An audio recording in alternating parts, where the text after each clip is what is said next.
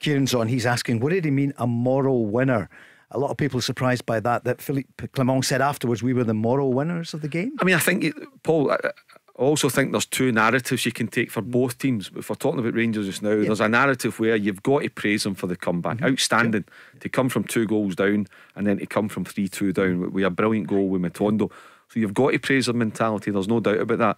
The other narrative is, well, you shouldn't be getting yourself in that situation in the first place. So it depends what way you want to go. There's two narratives, but they did come back. They've snatched a point, they've kept it in their own hands, which is important, and it's the same with Celtic.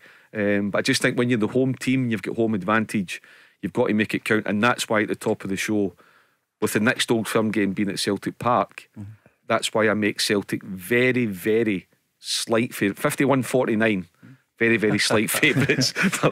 Many times I change my mind, but I just think that home advantage should be an advantage. Barry, what do you think? What's the percentage chance of Rangers? I think it's 50-50, Paul. Yeah.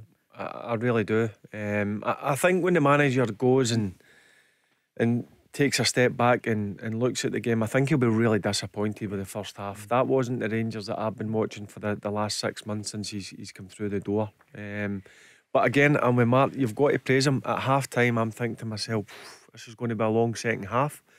You've got to give them credit. They come out, they were like, obviously they've had a boot up the backside, there's no doubt about it.